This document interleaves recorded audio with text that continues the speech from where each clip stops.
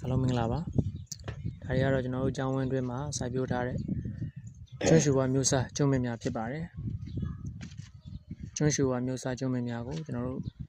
9ဧကကျော်ကျဲတဲ့ကျွန်တော်ကျောင်းဝင်းတွင်းမှာမျက်နှာစာ3ဘက်မှာစိုက်ပျိုးထားတာဖြစ်ပါတယ်ရှေ့ဘက်ခြမ်းရဲ့အနောက်ဘက်ခြမ်းရဲ့မြောက်ဘက်ခြမ်းရဲ့မှာတပင်ကို9ပေကြာနှုန်းနဲ့စိုက်ပျိုးထားတာဖြစ်ပါတယ်ဒီကျွန်းရှူဝါမျိုးစားကျွန်းမင်းများကိုကျွန်တော်မနေ့က2024ခုနှစ်မေလနဲ့ဇွန်လတွေမှာအပင်900ကျော်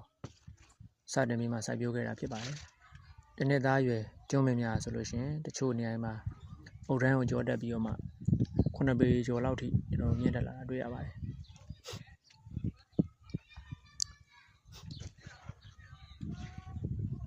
ဒီကျွန်းရှူဝါမျိုးစားကျွန်းမင်းများကျွန်တော်နောက်အနှစ်3-40လောက်ကြာတဲ့အခါမှာနောက်သားတွေအသုံးပြုလို့ရတဲ့အထိအကျိုးပြုမှာဖြစ်ပါတယ်။အဲ့ဒီရွေးချက်နဲ့ခုချိန်ကလေးကနေပြီးမှကျွန်းရှူဝါမျိုးစားကျွန်းမင်းများကိုစိုက်ပျိုးခဲ့တာဖြစ်ပါတယ်။ကျွန်တော်ကျောင်းဝင်းထဲကကျောင်းမီကလည်းကျွန်တော်အရင်တော့က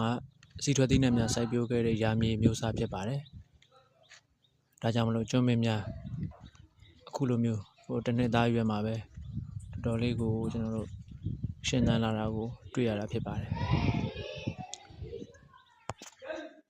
ပြီးတော့ဒီကျွန်းရှူဝါမျိုးစားကျွန်းမင်းများရင်ငတ်တဲ့တန်ရဲ့ရာသီဥတုတန်ကိုလည်းတော်လေးခံရတဲ့အပင်မျိုးစားများဖြစ်ပါတယ်ကျွန်းမင်းစိုက်ခြင်းနဲ့ကျောင်းများနဲ့တခြားစိုက်ခြင်းတွေရှိလို့ရှိရင်လည်းကျွန်တော်တို့မကွေးရဆရာမကြီးတော်လူရင်စီကနေမှာပေးလို့ရပါတယ်ကိုယ်တိုင်ဆက်သွယ်ပြီးမှမှာယူမယ်ဆိုလို့ရှိရင်လည်းကိုယ်တိုင်မှာလို့ရပါတယ်တခြားရေးရပင်တို့ကျွန်းပင်တို့ပန်းပင်တွေစိုက်ခြင်းနဲ့ဆိုလို့ရှိရင်လည်းကျောင်းဝင်းထဲမှာစိုက်တင်ပါတယ်ကျောင်းဝင်းရဲ့တခြားလွတ်နေတဲ့မြေနေရာတွေမှာလည်းမကွေးရတစ်ပင်စိုက်အဖွဲ့အနေပြီးမှခရီးတို့ရေတမာတို့စိန်ပန်းတို့လာပြီးမှစိုက်ပေးအောင်မှာဖြစ်ပါတယ်